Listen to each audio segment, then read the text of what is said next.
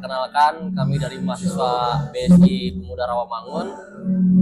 Saya yang bernama Yosua Jeritya dengan NIM 44235015. Saya Johannes William dengan NIM 44235001. Hari ini kami ingin menyampaikan materi terkait iman dan ilmu pengetahuan. Sebelumnya kami mempunyai dua pertanyaan, yaitu yang pertama, bagaimanakah orang Kristen bersikap terhadap perkembangan ilmu pengetahuan? Yang kedua, apakah menerima atau menolak perkembangan ilmu pengetahuan? Nah, ada dua pertanyaan teman-teman yang ingin kami bahas sebelumnya. Kita sebagai umat Kristen itu harus mengikuti perkembangan ilmu pengetahuan yang tumbuh dengan cepat setiap waktu. Coba deh teman-teman bayangkan, kalau kita masih gagap dalam teknologi atau gaptek dengan smartphone kita, yang dimana kita di era zaman sekarang kita sudah terkenal dengan era globalisasi, yang dimana kita menggunakan alat canggih smartphone yang bisa memudahkan kita kemana saja. Pasti kalian akan susah sendiri dan juga mungkin akan dijauhi teman karena tidak bisa menggunakan smartphone. Dan kita kaitkan dengan kerohanian, Tuhan pun tak membatasi atau melarang manusia untuk mengembangkan ilmu pengetahuan. Bahkan Tuhan sudah memberikan karunia kepada manusia untuk selalu berkarya mengembangkan talentanya. Nah, ada salah satu contoh firman Tuhan nih teman-teman yang berkaitan dengan pengetahuan, yaitu di Amsal 1 ayat 5 yang berbunyi, baiklah orang bijak mendengar dan lewatan bro. Oke.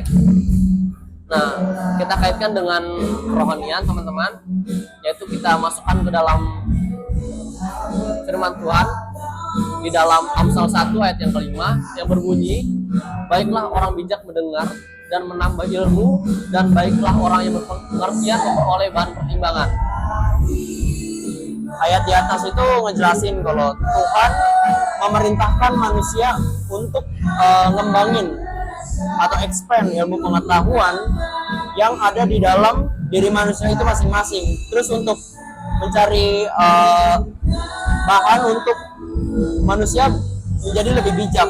Jadi kita dari ilmu pengetahuan yang kita cari itu, Tuhan juga pengen kita manusia menjadi lebih bijak. Tuhan juga memerintahkan manusia untuk menguasai dunia dan untuk menaklukkan bumi beserta pasti membutuhkan ilmu pengetahuan teknologi. Nah, teman-teman, kita sekarang menghubungkan antara iman Kristen dan teknologi, yaitu kita bisa lihat dalam perspektif, yaitu ada 5 perspektif ya teman-teman, dan seringkali dipengaruhi oleh pandangan teologis dan moral individu atau komunitas Kristen. Berikut beberapa cara di mana keduanya berinteraksi. Nah, yang pertama yaitu pemanfaatan teknologi untuk misi dan penyebaran Injil. Apa itu? Teknologi, terutama media digital, telah membuka banyak peluang bagi gereja untuk menyebarkan pesan Kristen secara lebih luas. Penggunaan internet, aplikasi, dan media sosial telah memungkinkan gereja untuk menjangkau audiens global dan mempermudah pengajaran, penginjilan, serta diskusi mengenai iman Kristen. Streaming kebaktian, podcast, rohanian, dan situs web gereja adalah contoh bagaimana teknologi mendukung aktivitas gereja. Nah, jadi teman-teman di sini kita mengkaitkan ilmu teknologi dengan rohanian itu sangat-sangat bisa menjadi nilai plus bagi teman-teman yang mungkin jauh atau dari bisa kita mendekatkan diri dengan Tuhan juga teman-teman, yaitu dengan walaupun kita tidak sering langsung datang ke gereja, tapi kita bisa melewati online, kita ibadah online bisa. Dan yang kedua adalah tantangan etis dan moral.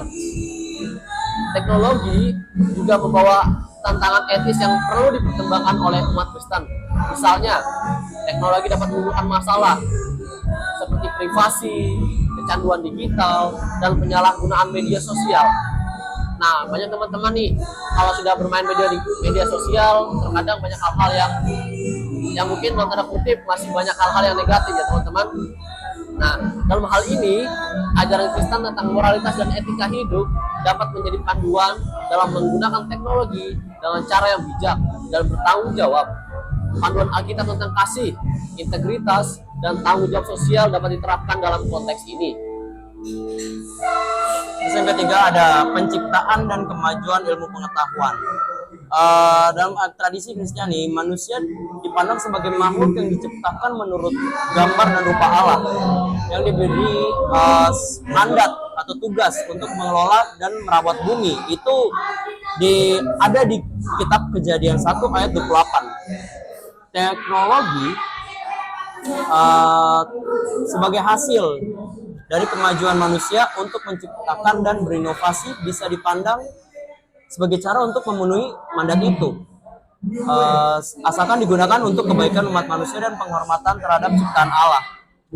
Oleh karena itu, pengembangan teknologi yang bertujuan untuk meningkatkan kualitas hidup manusia seperti dalam bidang medis dan pendidikan sering dianggap sebagai sesuatu yang positif dalam pandangan Kristen. Jadi kemajuan ilmu pengetahuan berarti banyak sekali ciptaan dari manusia yang akan ada dalam kedepannya gitu. Tapi dari semua ciptaan yang dibuat manusia itu harus memiliki fungsi yang baik yang dapat membantu manusia kedepannya gitu, dan untuk sebagai apa ya, untuk membantu umat manusia gitu, dan penghormatan juga kepada ciptaan Allah gitu, ya kan. Jadi penciptaan dan kemajuan ilmu pengetahuan di Kristen itu ya asalkan itu ada fungsinya dan memiliki peran yang baik gitu untuk umat manusia. Selanjutnya ada teknologi sebagai alat untuk berbuat baik. Teknologi dapat digunakan untuk melayani sesama dan mewujudkan nilai kasih yang diajarkan dalam Kristen. Misalnya, teknologi dapat digunakan untuk bantu orang miskin, mendukung misi kemanusiaan, memberikan pendidikan kepada mereka yang kurang beruntung, atau menjadikan alat mereka untuk mereka yang memiliki keterbatasan fisik. Jadi, contoh ini kan kita kalau di era sekarang kan charity ataupun amal itu kan jadi sekarang menjadi lebih mudah karena ada teknologi. Contoh seperti dulu yang kita harus charity itu harus ke tempat tertentu atau ke mana atau ke suatu lembaga, jadi kita harus belusukan juga. Nah, kalau sekarang karena kemajuan teknologi itu orang-orang yang terkena bencana ataupun musibah itu kita bisa bantu dengan cara membantunya itu nggak perlu datang, kita tinggal transfer, tinggal lihat di video di handphone gitu loh, video-video itu. Jadi karena teknologi itu membantu sekali untuk hal-hal seperti membantu orang-orang gitu. Terus juga menyediakan alat bantu. Contoh orang yang memiliki keterbelakangan fisik seperti hasil orang dari kecelakaan mungkin.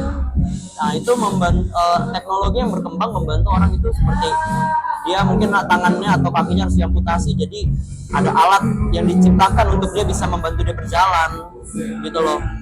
Terus juga obat-obatan itu untuk membantu manusia yang memiliki penyakit itu bisa lebih bisa membantu gitu loh. Terus yang kelima, perhatian terhadap dampak negatif. Beberapa orang Kristen juga mengingatkan tentang dampak negatif teknologi. Terjadi seperti kecanduan perangkat digital, kerusakan hubungan sosial karena komunikasi yang kurang mendalam, atau isolasi emosional. Dalam hal ini, iman Kristen dapat mengingatkan umatnya untuk tidak menjadikan teknologi sebagai usaha hidup mereka, tapi untuk fokus pada nilai-nilai rohani dan hubungan yang bermakna dengan Allah dan sama. Jadi meskipun teknologi ini ada fungsinya banyak, tapi juga ada negatifnya. Negatifnya ya seperti yang tadi, itu bisa merusak hubungan sosial karena kita tuh karena saking fokusnya terhadap teknologi sama gadget sama hal-hal yang mempermudah kita menjadi seperti kurang manusiawi. Jadinya kita malah bergantung pada teknologi itu. Seharusnya teknologi itu untuk membantu, tapi bukan sebagai pengganti kita. Efek negatifnya itu adalah teknologi akan membuat kita menjadi lebih malas dan malah menjadi antisosial. Itu yang harusnya ditekankan untuk semua umat Kristen gitu. Tidak perlu menolak teknologi, tetapi kita harus menggunakannya dengan baik dan cermat. Seperti itu. Secara keseluruhan teknologi dalam iman Kristiani menjadi alat yang baik jika digunakan dengan bijak, tetapi juga bisa menjadi tantangan moral yang perlu dipertimbangkan dengan hati-hati. Nah, teman-teman, jadi ini adalah sekian dari penjelasan kami. Kalau ada yang kurang, kami mohon maaf, dan kami mengucapkan terima kasih dan shalom. Salam sejahtera.